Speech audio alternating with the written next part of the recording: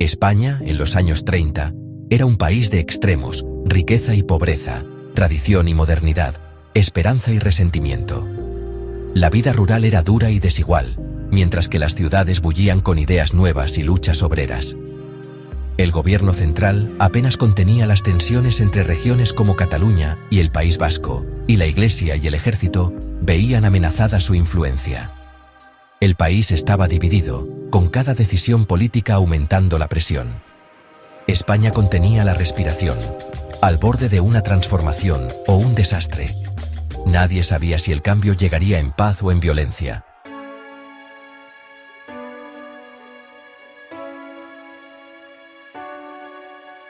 La Segunda República, proclamada en 1931, trajo un estallido de optimismo y reformas, modernización, laicismo y autonomía regional. Pero las élites tradicionales y la Iglesia reaccionaron con hostilidad, temiendo perder sus privilegios. La coalición republicana era frágil, dividida entre socialistas, comunistas y anarquistas, incapaces de acordar el rumbo. La inestabilidad creció, huelgas, violencia y gobiernos que iban y venían. El sueño democrático se desvanecía, reemplazado por la polarización y el miedo. España se precipitaba hacia el enfrentamiento inevitable.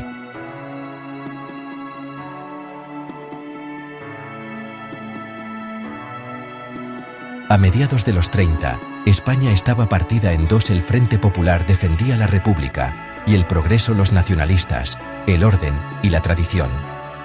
Ambos bandos se radicalizaron, viendo al otro como enemigo mortal. La propaganda y el odio inundaron la vida diaria, rompiendo familias y amistades. El sistema político colapsó, incapaz de resolver los conflictos. La violencia se desbordó y la moderación desapareció. Para 1936, la guerra era inevitable. España era un polvorín, esperando la chispa final.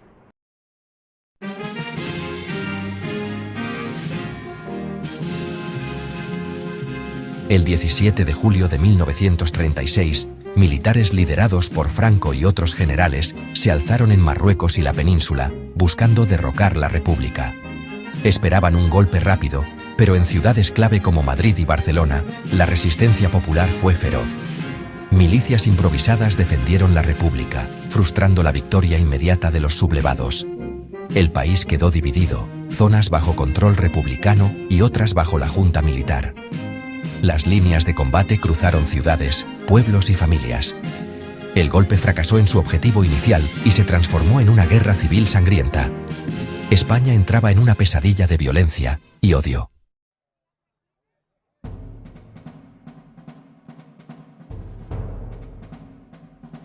Tras el golpe fallido, España se partió en dos zonas: la República, diversa y fragmentada, y los nacionalistas, unidos bajo Franco.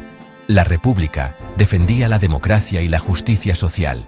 Los nacionalistas, el orden, la religión y la tradición. El mapa era un mosaico. La República controlaba ciudades e industria, pero su territorio estaba aislado. Los nacionalistas, el campo y una base territorial más cohesionada. La guerra dividió familias y comunidades, convirtiendo vecinos en enemigos. La represión y la violencia se desataron en ambos bandos, consolidando el odio.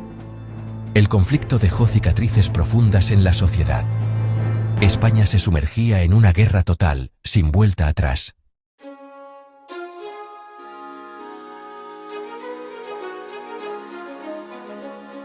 El golpe militar de julio de 1936 dividió a España y pronto se transformó en una brutal guerra civil.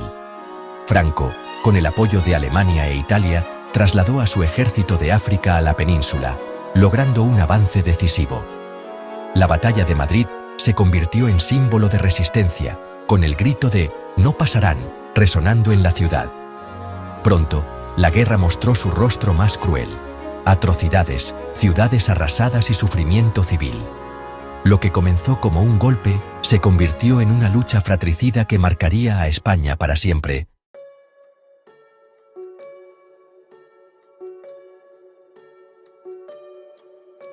La Guerra Civil Española nunca fue solo un asunto español. Desde el inicio, atrajo la atención de las grandes potencias europeas, convirtiéndose en un campo de pruebas para nuevas tecnologías y estrategias militares. Italia y Alemania apoyaron decisivamente a Franco, enviando tropas y la temida Legión Cóndor. La Unión Soviética ayudó a la República, pero con condiciones políticas y un alto costo. Francia y Gran Bretaña optaron por la no intervención, aislando a la República y facilitando la victoria nacionalista.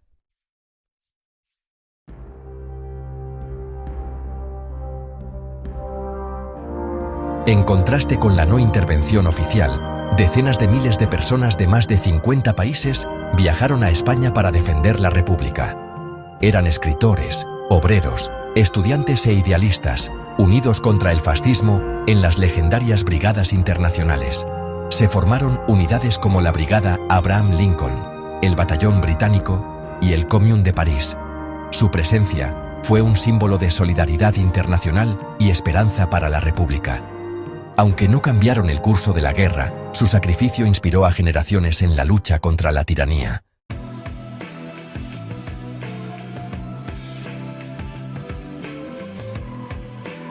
La Guerra Civil Española marcó un punto de inflexión en la historia de la guerra, siendo el primer conflicto donde el bombardeo aéreo sistemático de civiles se usó como estrategia militar. El bombardeo de Guernica en 1937, realizado por la Legión Cóndor alemana, se convirtió en símbolo de esta barbarie. Picasso inmortalizó el horror en su pintura Guernica. Otras ciudades como Madrid y Barcelona también sufrieron ataques aéreos implacables. Esta nueva forma de guerra dejó un profundo trauma en la población civil y anticipó el horror de la Segunda Guerra Mundial.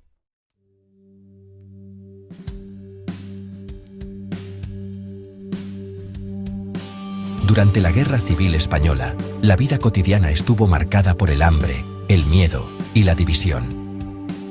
En las ciudades sitiadas, el racionamiento era insuficiente y las colas para conseguir pan interminables. El terror de los bombardeos y la represión política afectaba a todos. La sociedad se transformó. Fábricas y tierras fueron colectivizadas, pero los conflictos internos debilitaron la causa republicana. Familias se separaron, mujeres asumieron nuevos roles y la infancia quedó marcada por la violencia y la incertidumbre. La Guerra Civil Española dejó un legado humano devastador. 500.000 de muertos, incontables heridos y una nación marcada por generaciones. Cientos de miles se convirtieron en refugiados, huyendo de los ejércitos que avanzaban y soportando hambre, enfermedades y pérdidas. En la retirada, casi 500.000 cruzó los Pirineos hacia el exilio. Miles de niños, los niños de la guerra, fueron enviados al extranjero. Salvados, pero separados para siempre de su hogar. Esta generación perdida cargó con las cicatrices de la guerra, un testimonio viviente de su perdurable costo.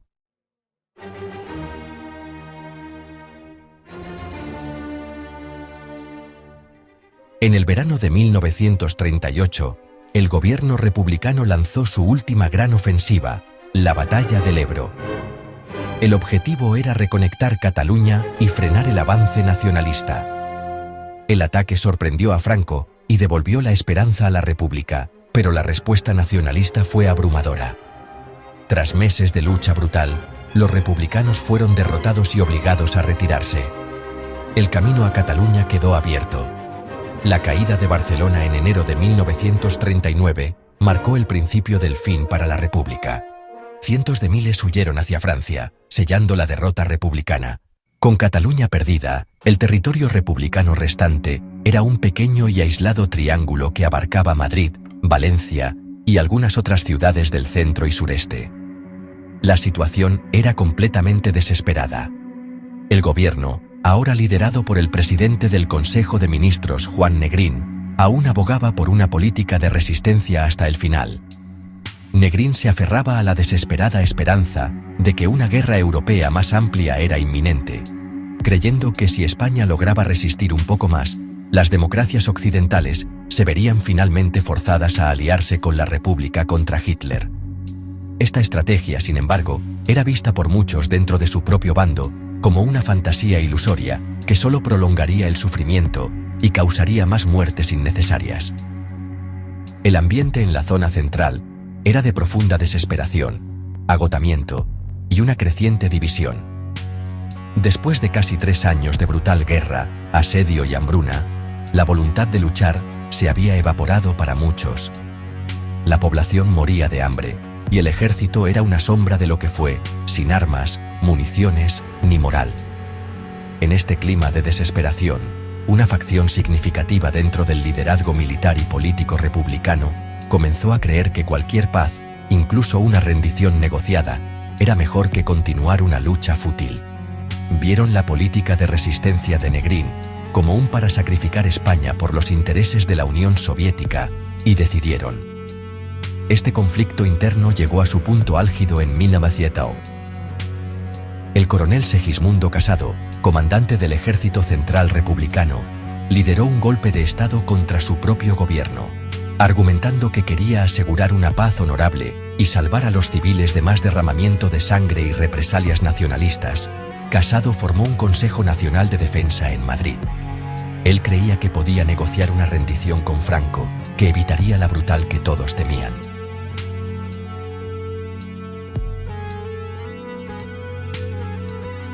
Después de en Madrid, intentó abrir negociaciones con Franco. Sin embargo, sus esperanzas de una fueron aplastadas de inmediato.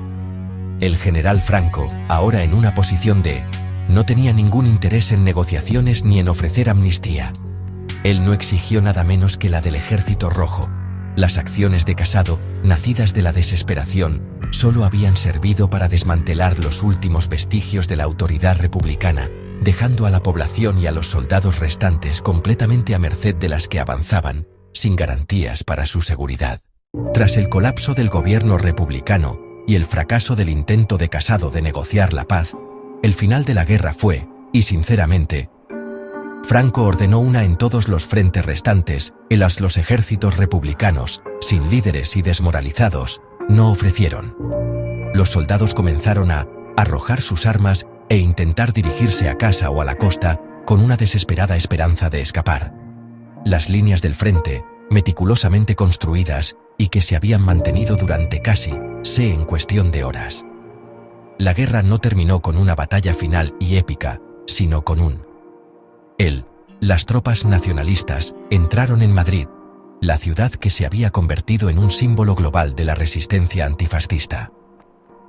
Durante casi, sus ciudadanos habían soportado constantes bombardeos y hambruna, manteniendo con orgullo el lema ahora, las fuerzas victoriosas marchaban por las calles que habían fracasado en conquistar durante tanto tiempo.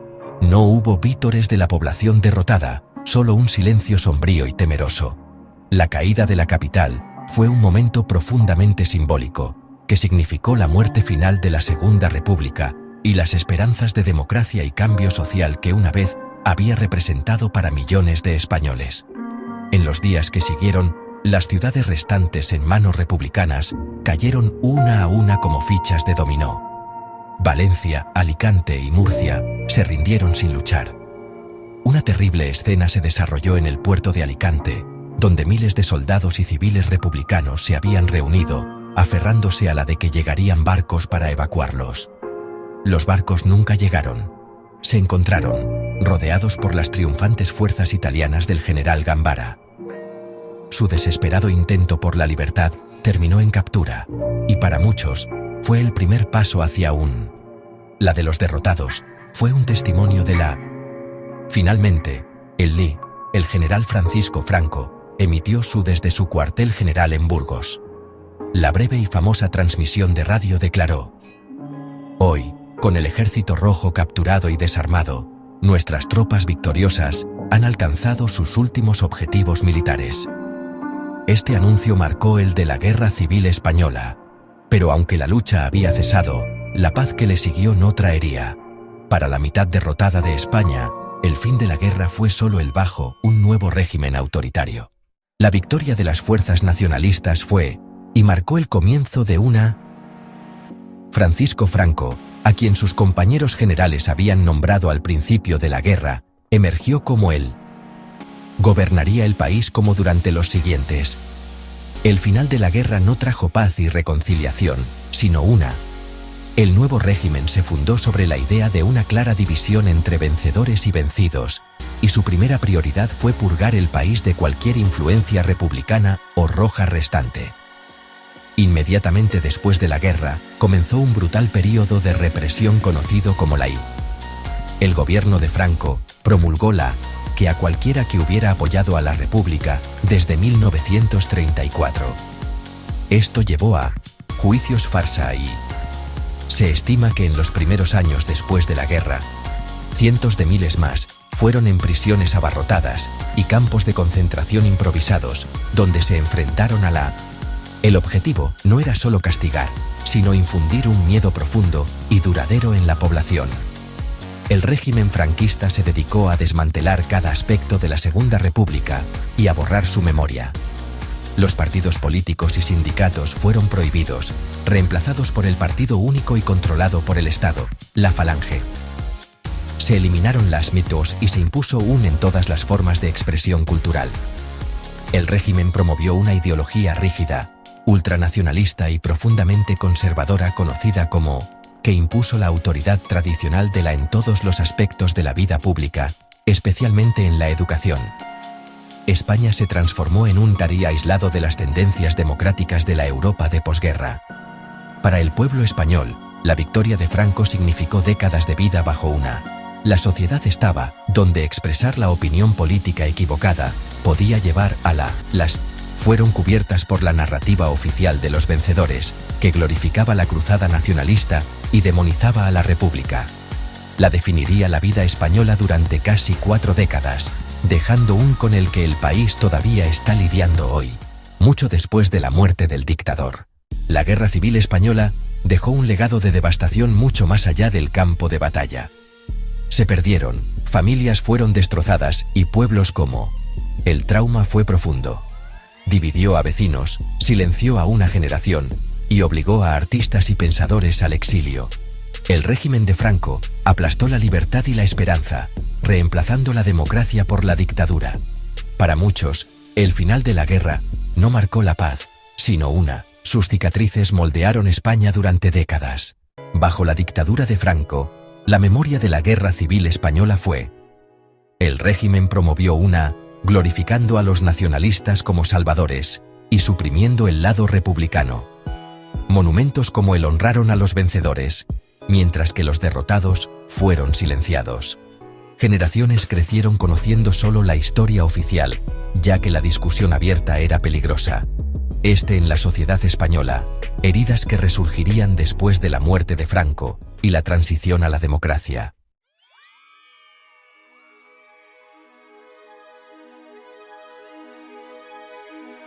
Tras la muerte de Franco en 1975 y la transición a la democracia, España optó por no confrontar su pasado, sellando un pacto del olvido. La Ley de Amnistía de 1977 liberó presos políticos, pero también impidió juzgar crímenes de la dictadura. Décadas después, nuevas generaciones comenzaron a exigir verdad y memoria.